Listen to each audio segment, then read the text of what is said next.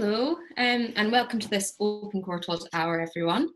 We're so thrilled to be back and to have so many of you joining us. I think our number is 360 just now, and I'm sure there'll be some latecomers.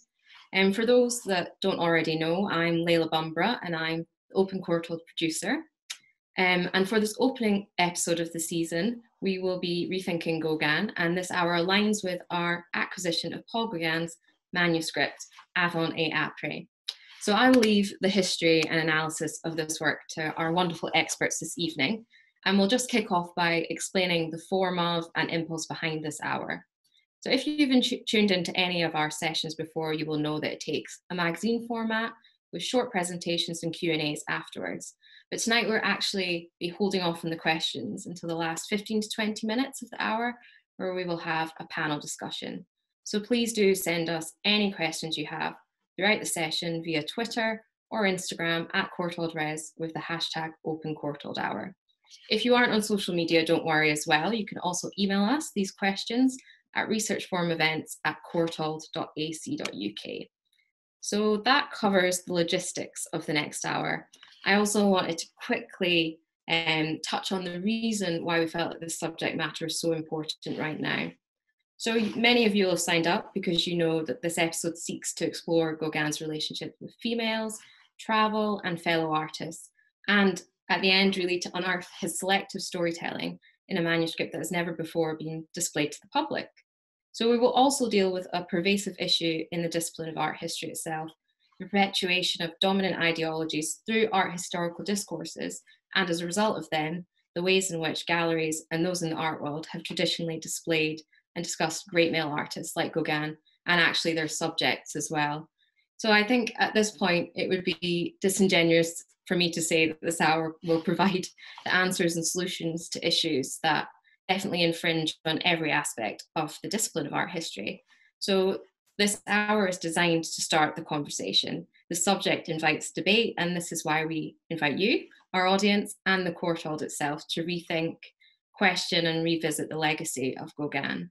So this hour should hopefully be the start of a process to solidify the opportunities that can arise for you and for us as an institution from looking at this new acquisition, and as well the controversial structures which supported its genesis. So now I would like to introduce you all to my amazing co-host this evening, Alice Proctor. Hi Alice, are you there? Hi, yes, hello. Can you hear me and see me? Okay. Yeah, it's great to see you at another Open Courtauld event. Thank you for having me.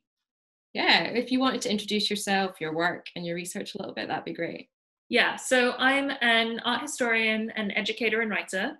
I started a project called the Uncomfortable Art Tours, which is all about colonial history in museums and how we tell stories. And I've also recently written a book called The Whole Picture, which is about the same. And so I'm really excited to be here, particularly talking about someone like Gauguin, whose work has been a bit of a hot topic in terms of how we interpret what he's choosing to represent, the kind of myth-making and storytelling that goes into his biography and his creativity makes for a really interesting subject when it comes to thinking through how we grapple with the artist and their work and sort of where you draw the lines in judging people's behavior historically. Great, thank you so much, Alice. That's perfect. So I am now delighted to introduce someone who's actually becoming a little bit of a regular at all our Open Courtauld events, Ketty Gottardo. So Ketty is curator of drawings here at the Courtauld and has been the lead in examining Avon et après. So today Ketty will talk us through discoveries she's made and look more closely at the object. So Ketty, thank you for taking the time this evening to share your findings with us. I will hand it over to you to get started, if that's okay. Sure. Thank you for inviting me. All right. So, yes, the reappearance of Paul Gauguin's Avant et après, which means before and after, is one of the most significant developments in Gauguin studies in recent memory. No Gauguin scholars knew, in fact, where the manuscript was, and certainly not many people could have imagined that actually it was in this country. It has now been offered to the Courtauld as part of the government's acceptance in lieu scheme administered by the Arts Council. Avant et après was written in the year Gauguin died, just a few months before he passed away on the 8th of May, 1903 in Iva-Oa, one of the Marquesas Islands in French Polynesia, which is literally on the other side of the world if you were born in France. Though we may often forget that actually Gauguin was a kind of a globetrotter of his time, having lived in Peru as a child, traveled the world on a commercial boat, lived in Denmark, Tahiti, and so on. If we are to believe what he wrote on page 198, Avant et après may have been written in just the space of 2 months between January and February 1903, or let's say rather neatly written during that time, copied perhaps from a draft version which hasn't survived. But what is it actually? The title, which he wrote on the cover, is generally interpreted to indicate that the text expands on his life before and after he moved to Polynesia. Written in a volume about the size of an A4 sheet, this very complex work resonates as Gauguin's testament in a way. And his wish for his work to live in eternity is manifested in the last words he wrote on the cover, in secula seculorum, forever and ever. But also by his request that the work should be published. And in fact, to this end, he sent the manuscript to his friend André Fontana, asking him to do whatever possible to have it printed.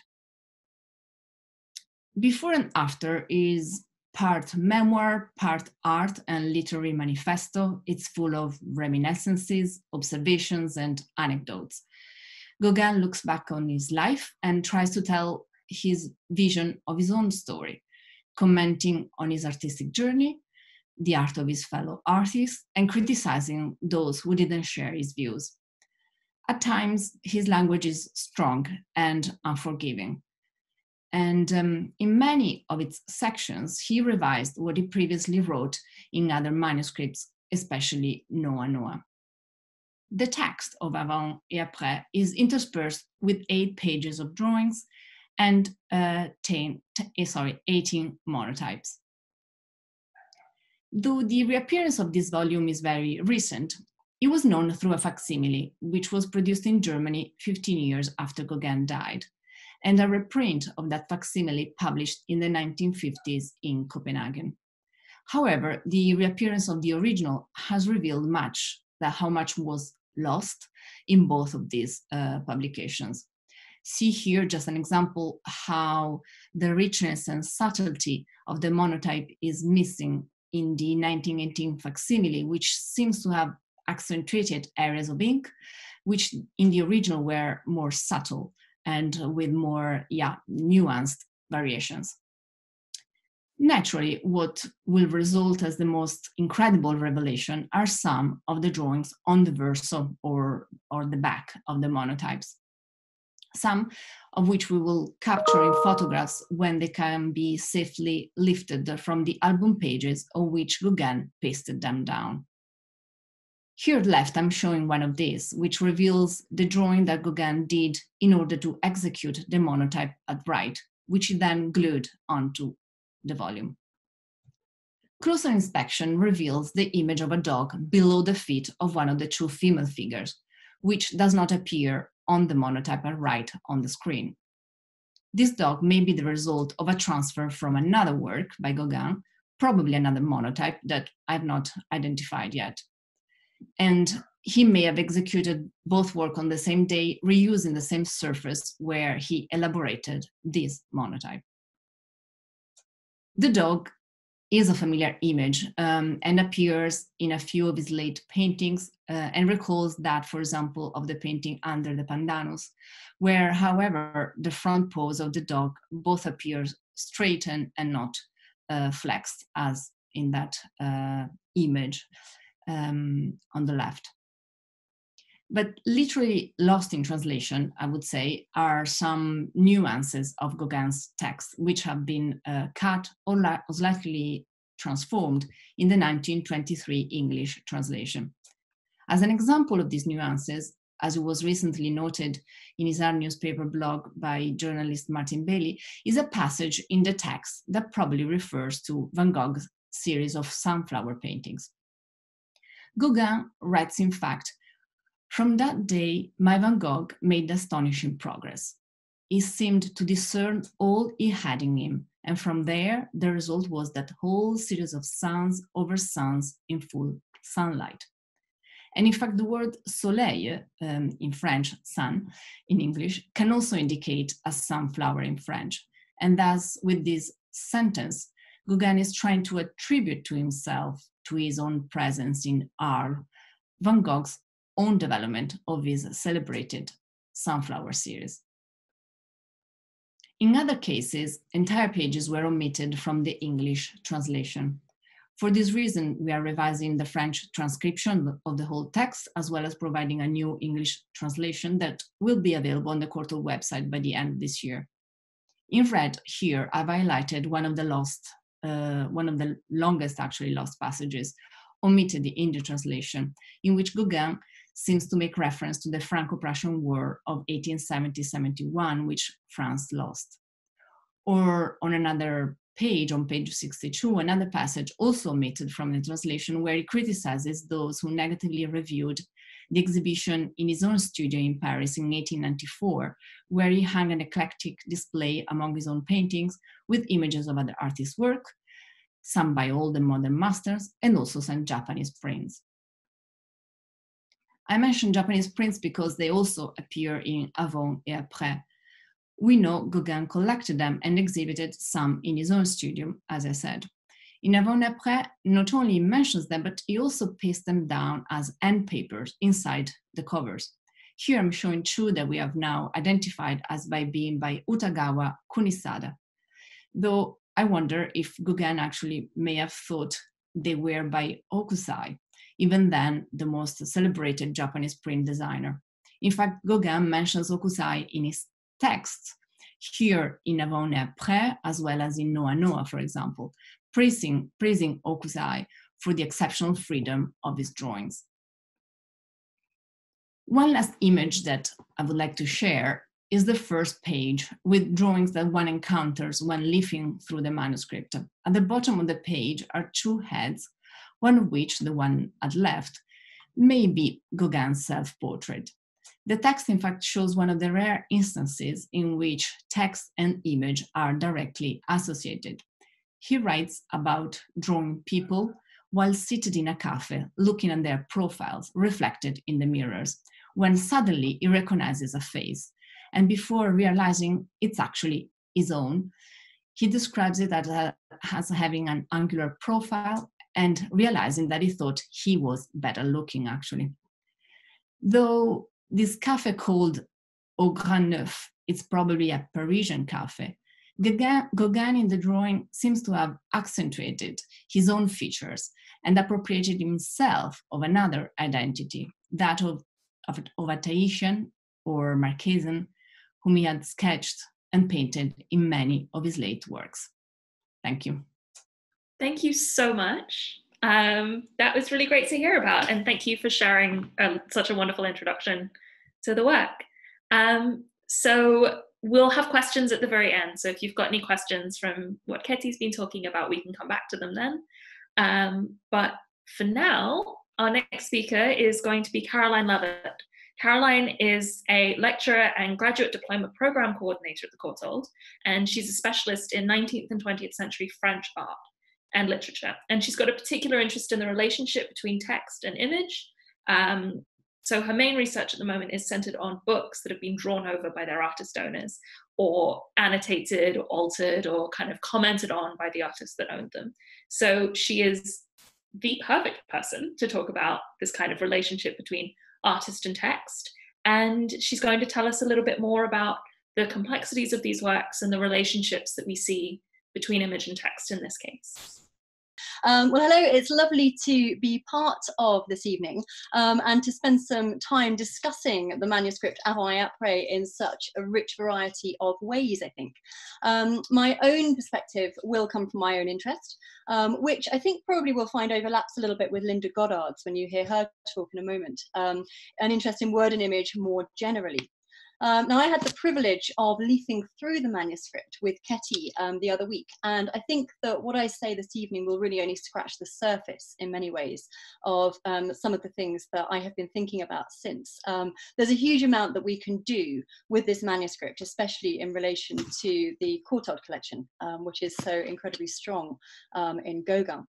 So if I can share my screen, give me a moment.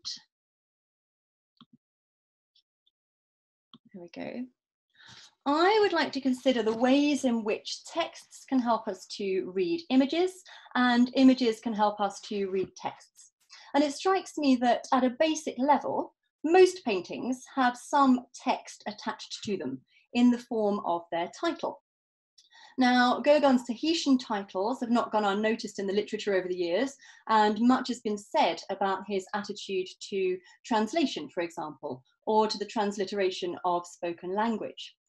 We know that Gauguin is a storyteller and a mythmaker, creating a variety of personas for himself as he splits between the voice of an affected naivety and a sort of cynical literary critic. So we have to take everything that he says with a pinch of salt.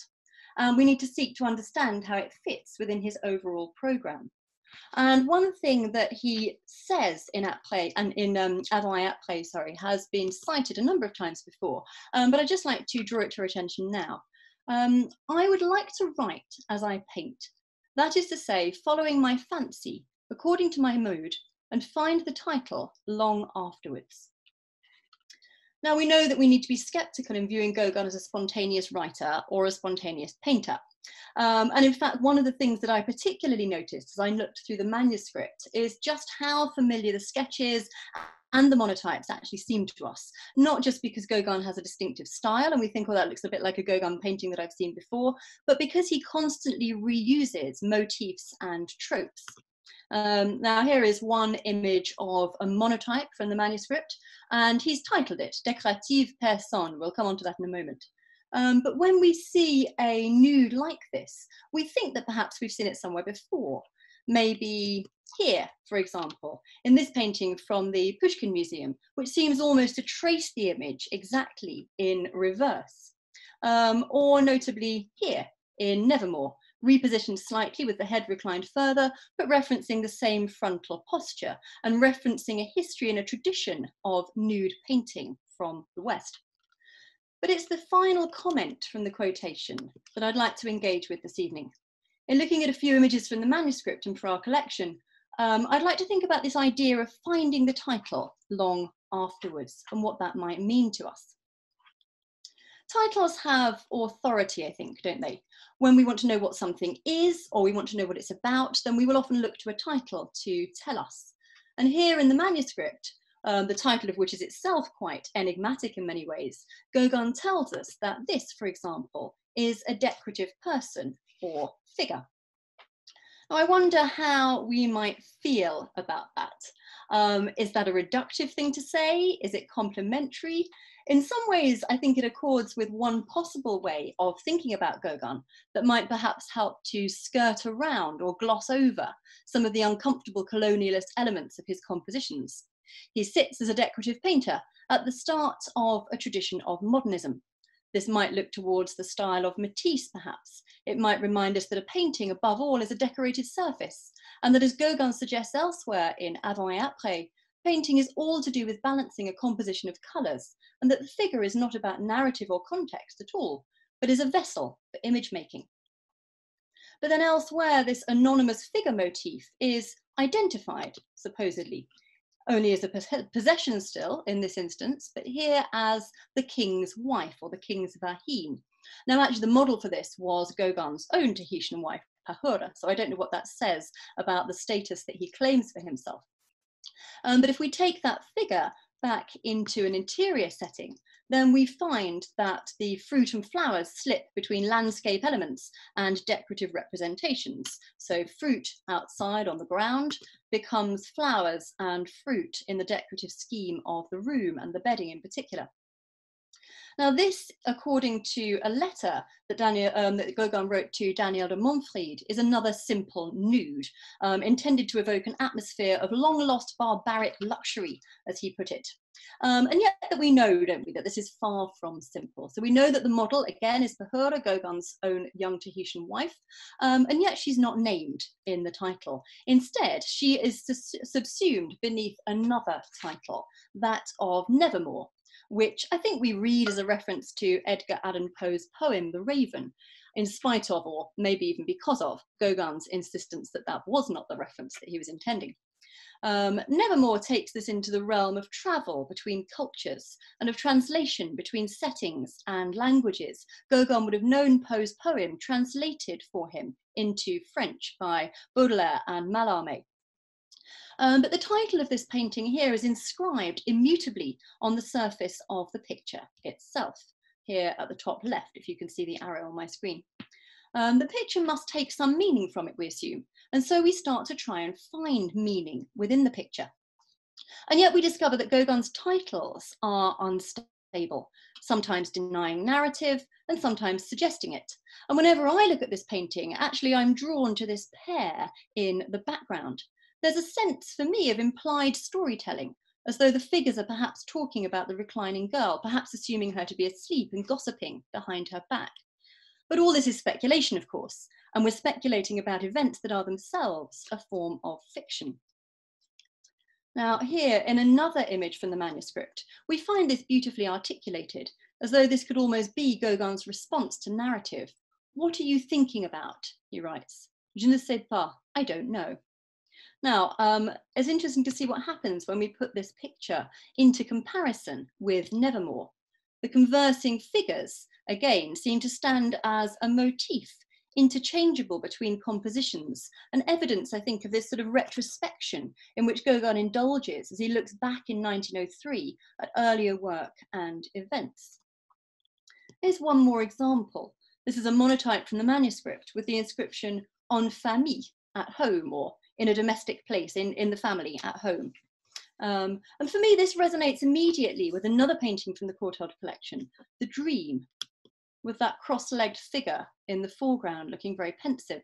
Now, certain things have been removed. The composition has been somewhat reduced in the monotype. But I'm interested here in the effect of reproducing imagery and then altering it by placing it in juxtaposition with something different. In the monotype, the cat suckles its babies, whilst the human baby that was visible in the dream has disappeared from view. En famille, that title, I wonder which home or family is being referenced. Or is this one of Gauguin's somewhat distasteful reductions of women to animals, inferring that the mother watching her child is comparable with the maternal cat? Another provocative quote from Gauguin to finish off. Think this over and nail up some indecency in plain sight over your door. From that time forward, you will get rid of all respectable people, the most insufferable folk that God has created. Now here we see the absolute ambiguity, I think, of Gauguin's attitude to colonialism. If he is in one penstroke reinforcing the tropes and attitudes of racism and sexism, in the next, he loathes not only individuals, but the colonialist and Catholic forces that seek to impose the language of decency and respectability on French Polynesia. He did literally nail up an indecency in plain sight over the entrance of his house in Atuona. Maison du jouir is often translated as house of pleasure, and jouir can translate as to enjoy in a variety of contexts. But notably for Gauguin, it can translate into sexual pleasure as well. We might see this as the ultimate title, carved over the life that Gauguin set up for himself in French Polynesia. Titles for Gauguin are shifting and unstable then, rather than being authoritative. Inscriptions that seem explanatory, fragments of conversation that seem anecdotal, labels that seek to categorize people, and the implied narrative of both text and image are all undercut by Gauguin as he translates them into different contexts and applies them to recurring motifs. It's uncomfortable to read many of Gauguin's comments, but in undercutting the hierarchy of the title, I do wonder if Gauguin is equally undercutting the hierarchy of colonizer over colonized.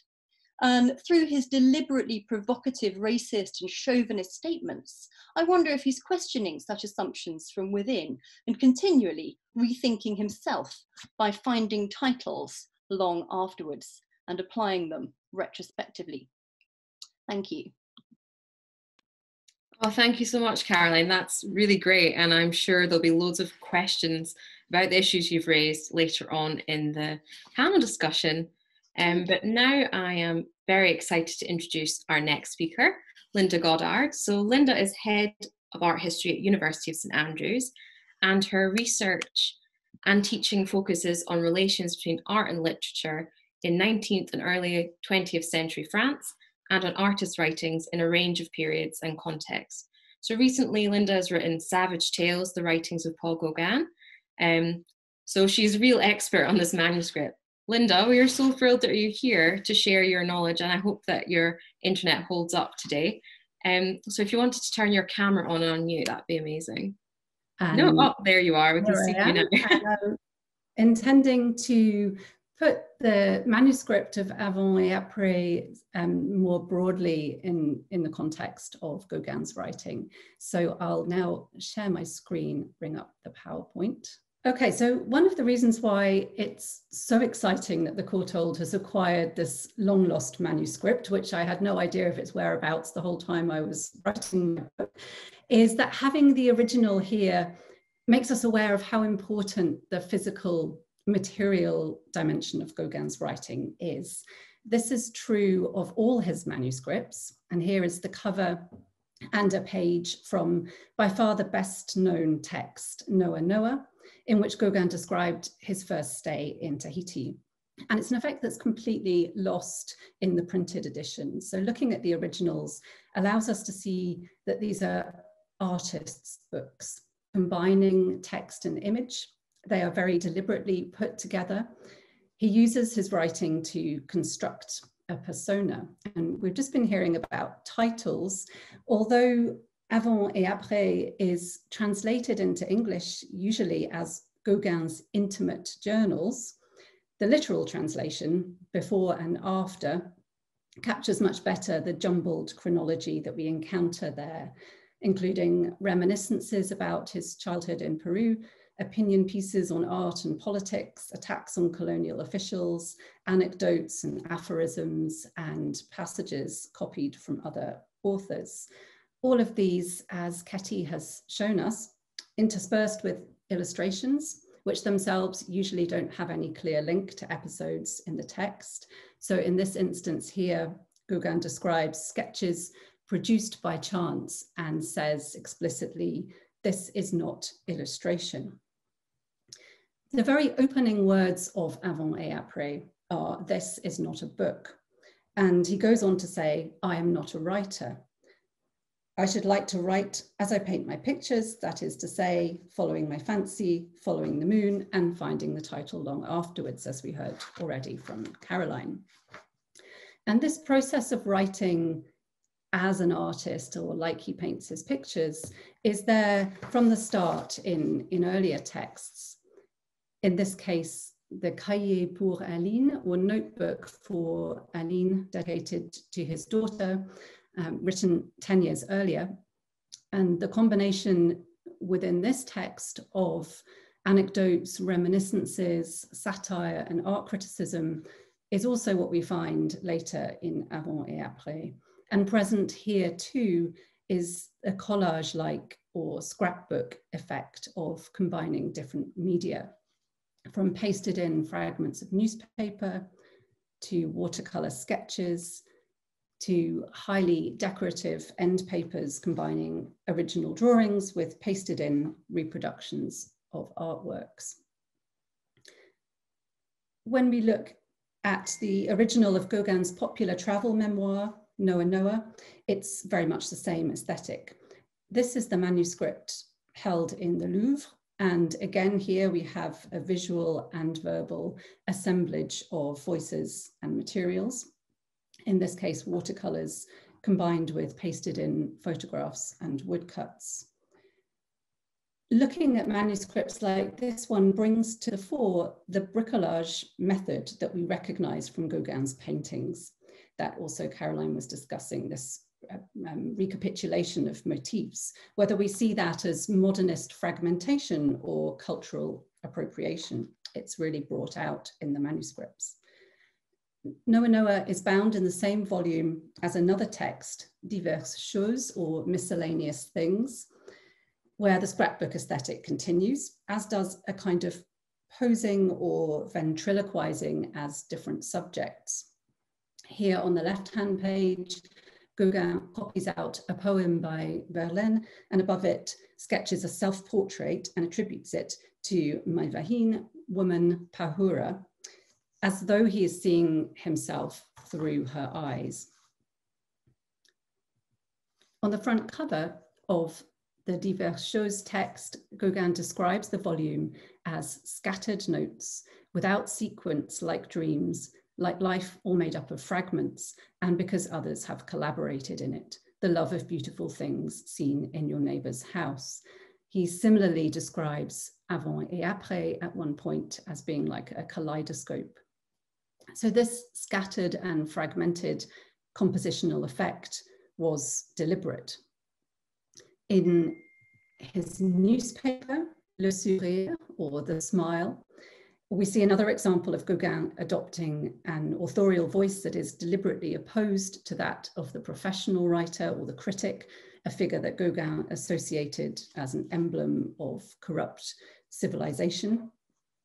So Le Sourire is a newspaper that he wrote, illustrated, printed, and distributed in Tahiti. It's in 9 issues with print runs of about 30 copies each. And it demonstrates a total crossover of his art and writing. He produced the text and the sketch-like illustrations using a mimeograph machine, and combined this with woodcut prints for the mastheads. And these then also circulated as independent prints, as you see on the left here, or were sometimes incorporated into, sometimes he pasted them into other manuscripts or incorporated them into transfer drawings or monotypes, as in the work on the right, which satirizes Tahiti's negligent colonial governor, who's watched over by a dog with the artist's features. In the opening issue of Le Sourire, Gauguin assumed the identity of a female theatre critic for one of the episodes, ostensibly reviewing a play by a female Tahitian author. The episode appears in the page on the right. And he writes, "I must confess that I am a woman and that I'm always prepared to applaud when I see another woman who is bolder than I, fighting for equivalent moral freedoms to men." So like Le Sourire, Avant et après is full of satirical attacks on French colonial officials, often filtered through adopted voices and identities. And his writing was part of his attempt to reinvent himself in Polynesia, to position himself outside of European bourgeois society and claim an identification with a culture that he celebrated, but in the process stereotyped as primitive. So this kind of deliberately fragmentary authorial voice is part of that. And just to end, I would say Gauguin's position is, as Caroline was suggesting, ambivalent. He attacked colonialism in the form of its elite metropolitan representatives, while at the same time defending his rights as a Frenchman and a tax-paying settler. He did at the same time invest quite a lot of energy in his final years in defending Marquesans in letters to colonial inspectors and magistrates, demanding better legal representation, lower taxes, complaining about unfair punishments and laws, and exposing corruption, which ultimately landed him with a jail sentence. And some of these letters are, he transcribes them into Avant et après. With Gauguin, the line between this kind of colonial resistance and self-interest was constantly a blurred one, but studying his writing helps us to understand more about the local inflections of structural inequalities and historical injustices. And it's important to keep investigating them, for that reason and in nuanced ways, and that we see his writings as documents of a complex colonial identity and a wider artistic and literary practice, and not simply as biography. Thank you. Thank you so much, Linda. That was a really fantastic way of bringing together all the sort of text and image that we've been looking at, and bringing in this idea of Gauguin as such a sort of multiplicitous character who creates these different identities and tells stories of himself in different ways. Our next speaker is Helen, who has been having some technical difficulties, but I think is here now. Helen Higgins is the head of learning and an Oak Foundation People's Program Manager at the Courtauld, and she's here to talk about the workshops that she's been running with young people, particularly sixth form students and high schoolers, responding to Gauguin and talking about how we view his work and understand him and his biography in the context of exhibitions. So, Helen? I am here, I'm pleased to say. Amazing. My internet is working. Thank you so much. It's really great to be here and be part of these discussions. Would you like to tell us a little bit about what you did in the workshops and how you managed to bring these stories together? Absolutely. So I guess our learning team runs a whole range of different programs for a range of different audiences, so schools, young people, families and community groups across the UK, and we work really collaboratively with art historians, with curators, emerging artists, and our programme participants, of course, and we kind of use art history to provoke, as we're kind of doing tonight, provoke and challenge and encourage these dialogues between artists and art, and foster these kind of new connections and ideas and contemporary culture across a really wide range of subjects. And the workshop I wanted to sort of talk about tonight was one that we ran at the National Gallery last year, which was in response to their Gauguin Portraits exhibition. Hi, Alice. I think Helen might be lost, actually. She seems to be frozen on the screen. So I think what we should do is go on and do the panel discussion at the end, and then hopefully Helen can join us and we can just ask her the questions that we were hoping to ask then. So if everyone else would like to turn on their cameras and unmute, that'd be amazing. So we are also now joined by Karen Serres, who, like Ketty, is becoming a regular in the series. So she's curator of paintings at the Courtauld and is here today to help us as well contextualise the manuscript more widely in our collection. And Helen is also back again, so that's good. So maybe we could kick off by asking the first question that we've had in, which is, how important is it to understand Avant et après as a manuscript book, if someone wants to kick off that? Well, maybe Linda, who has actually looked at most of his texts and most, in the original, then Linda could comment on this or reply to this. That's what I was trying to emphasize, I suppose, that these writings are not just literary writings, but they're also part of Gauguin's artistic practice.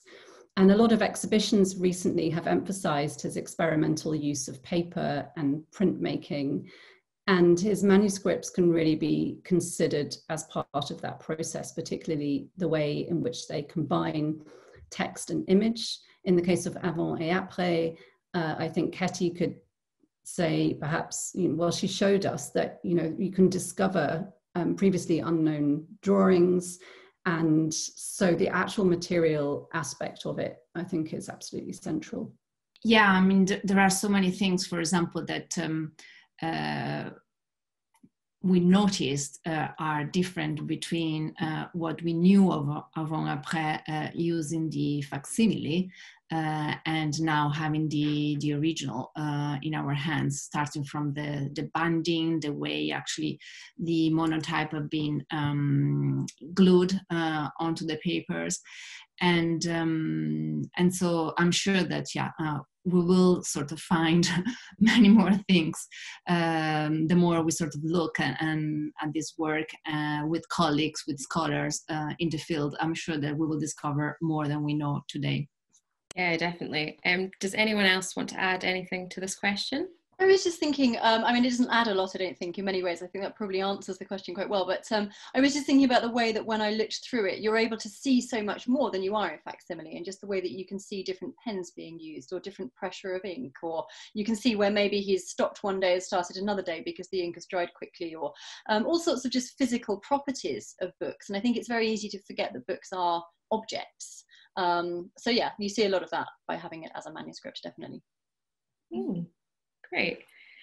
So Helen, I'm going to aim a question at you now that I can see that you're back. Hopefully Yeah. for longer than 3 seconds. I'm really sorry about that. No, don't worry. We've all had the issues with Zoom and internet. So we had a conversation the other day, actually, about how when you've run these workshops with younger audiences, they're much more open to actually the complexities of things like agency, which I think in some cases older people can just ignore. I think, yeah, sometimes younger audiences can think more critically. So I wondered if you could tell us a little bit more about what the participants said in the workshop.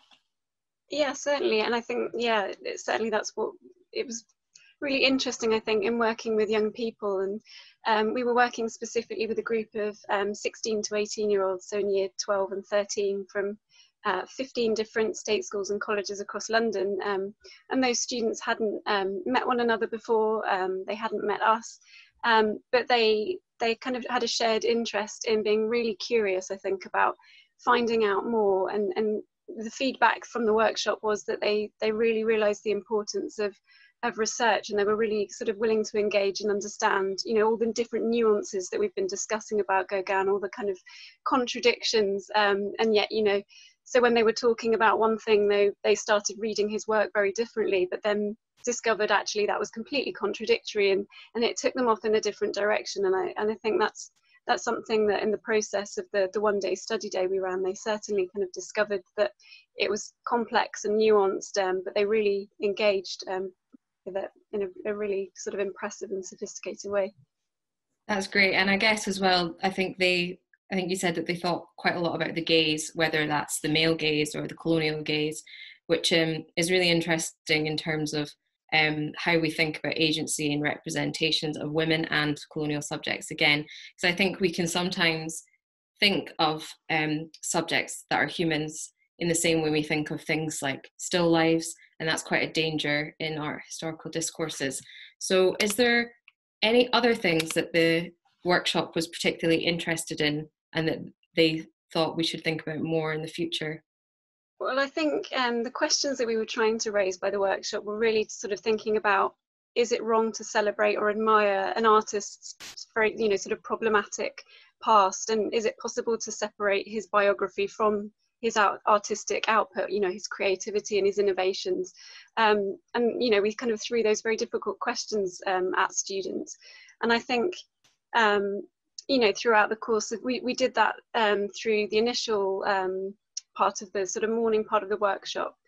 We gave students, it was a sort of open discussion between us as educators and the students themselves. We gave them lots of different sources, whether it was Gauguin's own writings, newspaper cuttings, you know, all sorts of different information. And those students really kind of built up a picture of Gauguin's biography and kind of understood those contradictions and those nuances. And then we used the visit to the exhibition to actually sort of unpick his sort of technical and creative innovations, having also looked at works in the National Gallery collection first to kind of understand how he adopted and broke with those traditions. And finally, the workshop was kind of asking students, and students seemed really interested in, you know, the idea of display and interpretation, how curators have displayed Gauguin's work and kind of the narratives they've been exploring, the extent to which they've, you know, how much of the biography is woven in, and how much is left out, and they were really interested in seeing kind of the dialogues that those created, and I think they came up with some really sort of interesting points about I think how they discovered that exhibitions are so much more, and understanding kind of the role of the museum and the curator in the display of objects as well. Yeah, that's great. And that actually leads really well into this next question that I've just got through, which is, how will the Courtauld Gallery change how they frame language and interpretation around Gauguin from when we last saw Livermore to when we'll see it at reopening? So that might be one for Karen, actually. Not to throw it over to you, but no, I'm very happy, because actually this manuscript, this new acquisition, has been a fantastic opportunity for us to rethink our collection. And so we have these incredible paintings by him, but sculpture and prints and drawings. But obviously a lot has changed, and so we will absolutely be thinking of Gauguin in his entirety. I have to say, also a very interesting exhibition was the Black Models exhibition at Orsay, which is really about the agency of the sitters. But I think we also tend to sometimes forget, this manuscript reminds us of this, just how much of Gauguin is, and we've talked about it during this event, how much of Gauguin is a construction.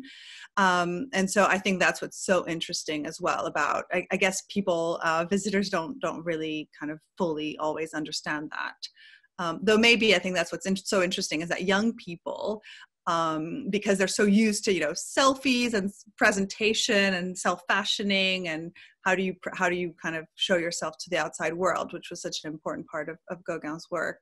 Maybe that's something they're much more attuned to. But we've been learning a lot by talking to our viewers and our visitors. So we will give much more agency, and maybe be a bit more kind of make our visitors understand just how much of Gauguin's work is a construction, and what needs to be taken at face value and what needs to be absolutely contextualized. It's not easy, but I think this is a great opportunity for us to do it.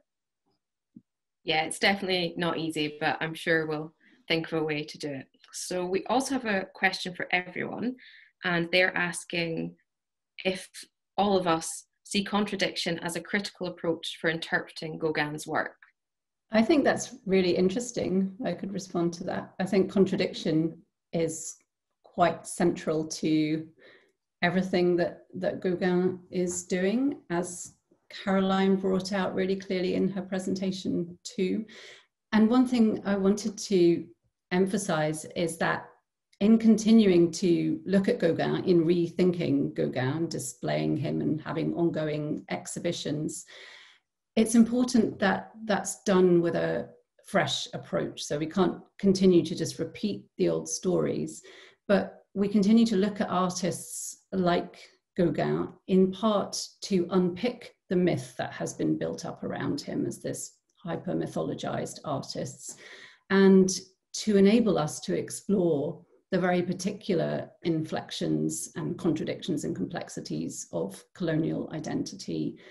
And if we stop the conversation, we can't investigate those things. I also think it's interesting that in recent years, there have been a lot of scholars who are women and scholars of Pacific studies who have been investigating Gauguin's work and showing how modernist women artists and contemporary Pacific artists have in turn appropriated Gauguin in a sense. And so it's important for that narrative to be part of the conversation too.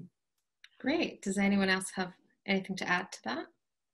Yeah, if I can jump on just from what Linda said, I think one of the most amazing things about an artist who carries so many contradictions within themselves is that you can always see them in relation to these alternative versions of their identity and of their narrative.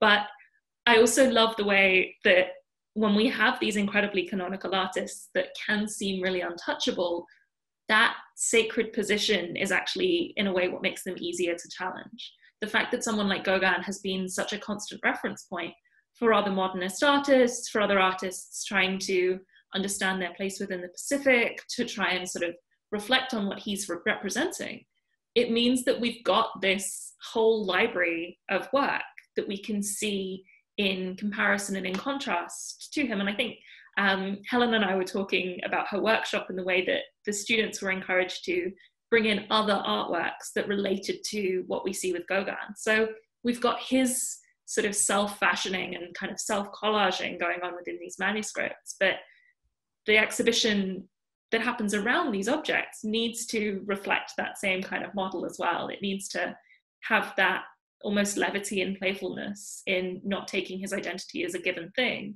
and bringing in these other responses too. I don't know if how that feels to everyone else, but yeah, I mean, I think that's certainly really interesting, actually. And I think that the idea of sort of collage or conversation as a mode of display is actually quite interesting. I think as human beings, we quite like to have things neatly categorized. We like to line things up in a sort of linear way. We like to know where something is taking us. And actually somebody like Gauguin sort of defies that. And I think a lot of artists do, actually. And I think, I mean, I don't know what Karen would say to this. I think as we try to put pictures together in different ways, we sort of engage with that as a process. And I think that's a really interesting idea, to think about how you go about curating or writing in a way that sort of reflects that ongoing conversation or collage. Yeah, absolutely. I think what's interesting is that Gauguin is such an eclectic, multifaceted artist. You know, he touched on every single kind of, you know, art form as we've discussed, you know, all sorts of printing kind of techniques and drawing and painting and sculpture and carving, all of these things. And so I think he's a particularly interesting artist to kind of interrogate. I think for me, the manuscript, what's particularly interesting as well is that it was written at the very end of his life. I mean, obviously he didn't know he was dying, but it came at a time when he was struggling to stay relevant. He had been away, you know, in the South Pacific for a very long time, and art was moving on in Paris. And so it just tells us a little bit what Alice was saying about, you know, how do you kind of try to slightly dissect his identity. And so he was trying to stay relevant. And so he's looking back on his life and on the people that he met. So in a way, it's a fascinating insight into not only his very kind of, you know, multifaceted art, but also how he was trying to place his legacy as an artist. And I think that's a very, we can't mythologize him. He's not an icon. It's worth really interrogating and looking at the insecurities of the man, but also the achievements of the artist. Yeah, I also find, just to add on that, how clearly provoking he aims to be in many areas of the manuscript, clearly choosing really tough, rough words to express a concept or to just remind an episode of his life or a criticism on someone else's paintings or literary text. He is clearly asking desperately for attention, and this text is trying that, in many ways, but especially, yes, in these very difficult at times passages, very harsh and as I said, very provoking in the way they are written. Great. I think we have time for one more question. And this one is a little bit more lighthearted, actually, or maybe it's not. So someone's asking why there's so many dogs in Avant et après. And actually, most of Gauguin's work, now that I think of it, there's always quite a lot of dogs. So, well, yeah, I mean, I wouldn't say that there are so many, but it's true that in a few of his paintings and drawings and prints in his later years, both when he's in Tahiti and when he's in the Marquises, they prop up in several of his compositions. But it's not that that they are really everywhere. That I would not say that that's not the case. I don't have anything to say about the dogs, I'm afraid, but I did notice that there was a question about what the purpose of Avant et après was, and was it a sort of sketchbook type thing, working through his creative process, which is also a really interesting question. And I think it was on one level, but it's important to emphasize as well that he did hope to publish it. And so he sent it, as I think somebody mentioned, to a critic in the hope that it would be published, although ultimately it wasn't. So these are documents that straddle the borders between something private and experimental and something that is intended for a public audience. And of course, had it been printed in that way in his lifetime, it wouldn't necessarily have taken on the appearance that it has and that the other manuscripts have, this kind of scrapbook-like appearance. So it's an interesting question, but he also reworks passages of his writing as well as motifs like the dog throughout his work in all kinds of different media, which does suggest this sort of iterative creative process.